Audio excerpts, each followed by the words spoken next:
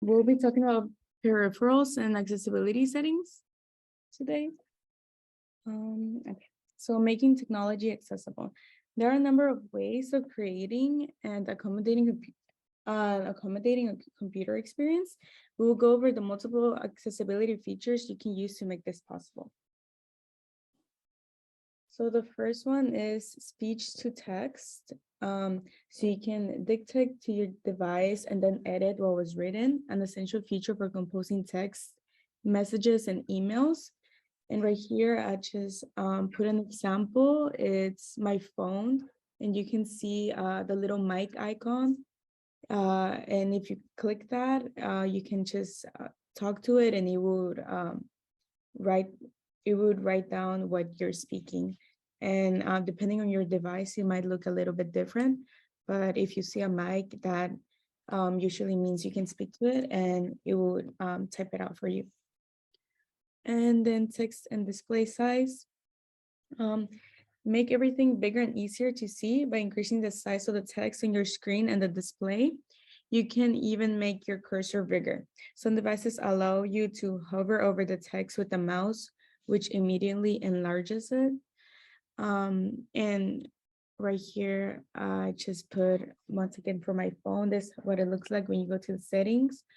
And in all of your devices, you should be able to do this. And you can also do this depending on, well, when you're on like Safari or like a browser, the internet, there's also Zoom that you can, and I could show you that after I'm done in the demo, but you can also zoom in to make whatever you're reading bigger too on the web. And display settings, you can increase the contrast of your device displays, which will make it easier to read and distinguish images. You can even invert display colors or use filters so you can see your screen exactly as you want to. And right here, I put a photo. This is what it looks like on the MacBook. In the display, you can change it to your liking to make it easier to read the display. And then there's also screen reader. All major devices include a software that can read the text on the screen out loud. Set up screen reader on your device and it will read anything on the screen to you, including emails and social media posts, and read out descriptions of what is pictured here. And right here, I just included, that's what it looks like on iPhone, but you should have it on your device as well. Mouse speed. One of the problems you may often come across is double clicking, something that by default is necessary to open files and folders. Either the mouse will move between clicks or the clicks are not quick enough. And there are two easy ways to solve this. The first involves adjusting the required double click speed. Slowing this will make it easier to double click.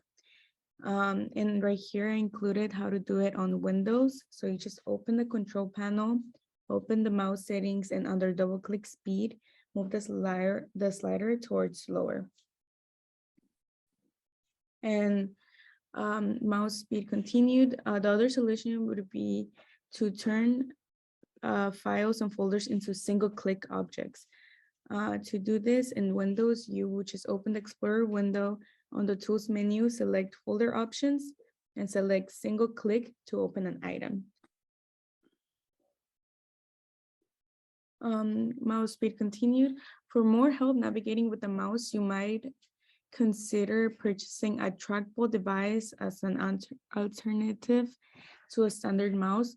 This allows one to leave the cursor on an object and then click, as opposed to trying to hold the mouse still while clicking. So trackballs. Some users may find trackballs more intuitive than a standard mouse.